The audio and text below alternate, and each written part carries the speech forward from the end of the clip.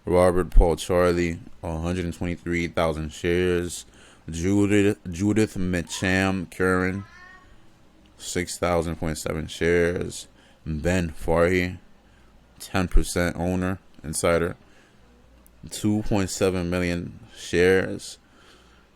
Yalan Farhi, also Farhi, you got that Farhi last name, 30,000 shares. Michael Joseph Franzi, VP in Marketing Business Development, 10,000 shares.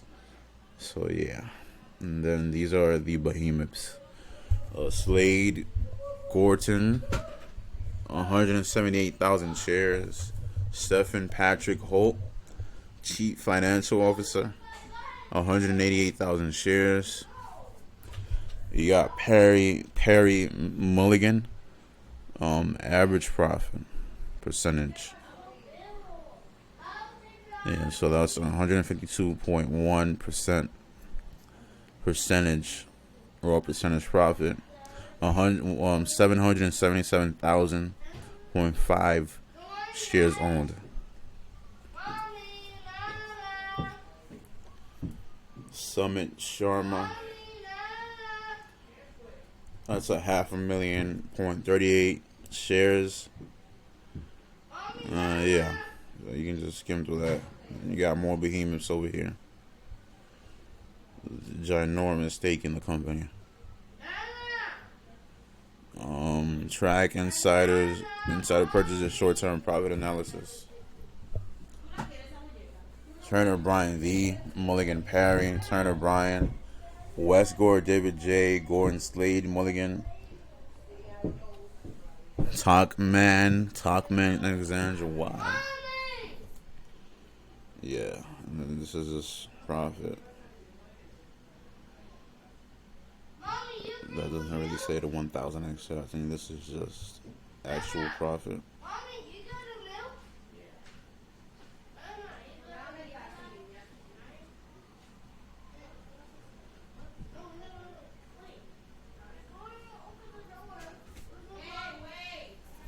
Oh yeah, these are just the purchases.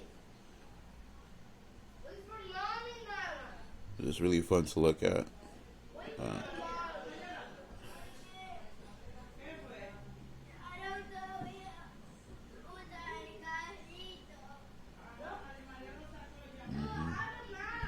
Alright, so moving on from MVIS.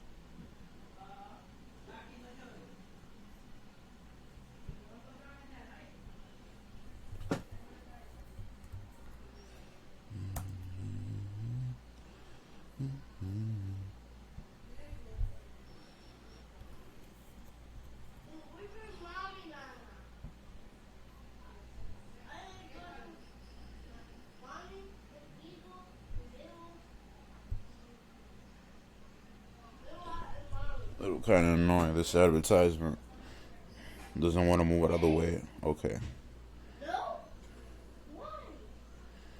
Oh, so that was today. Open $13.43. I was just open and its closing price. So really, I don't know what you call that, consistency, support, whatever. Key statistics: shares outstanding 157.9 million shares. Price to book ratio, price to sales ratio. 30-day moving average volume here.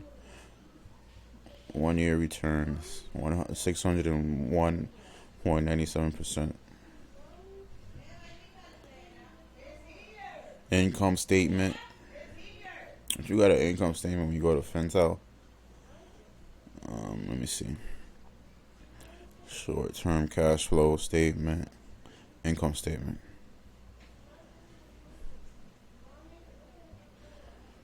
Royalty revenue, sales revenue, goods and net revenue, costs sold, goods sold, contract revenue costs, cost of revenue, gross profit, research and development expense, selling, general and administrative expense, operating expense. Yeah, so you have all that here. If you want to read that, it has all the way from 2009 to 2020. That's pretty cool. But I think you can also go to their, let me see, the 10K report.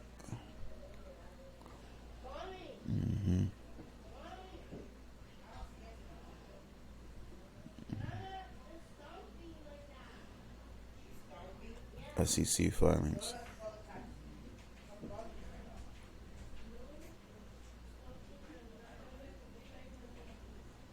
Yeah, so you can check that quarterly. Got that 10K quarterly. It's right here. Macrovision.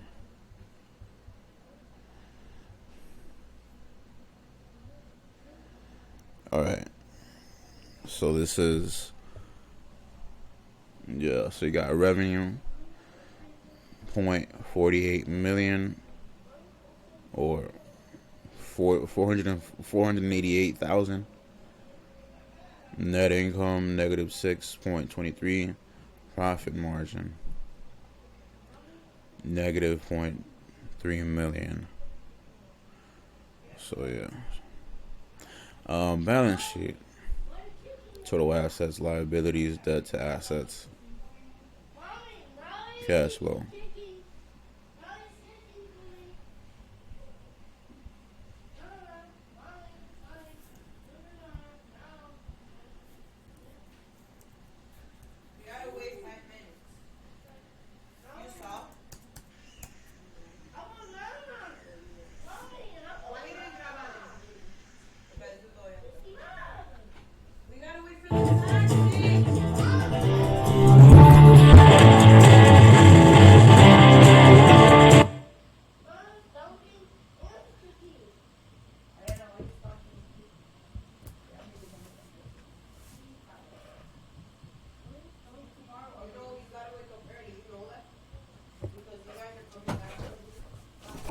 It's 3 a.m. What's going on? I wish there was an app where I could compare rental cars, like Kayak does for flights. You're talking about Kayak. Yeah, like Kayak. 2x to 3x, or if it can get back to just where it was a month ago, it's a 10x. All right, welcome to Talking Investing. I am Tom, and this is not financial advice. We are here to talk about all things investing, and today I want to talk. Hey everyone, welcome to Chartology. Today we're going to be diving into Microvision, ticker symbol.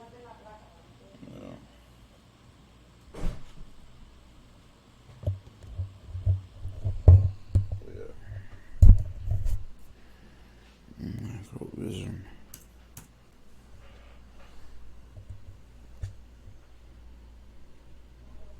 Oh yeah, so this is Microvision.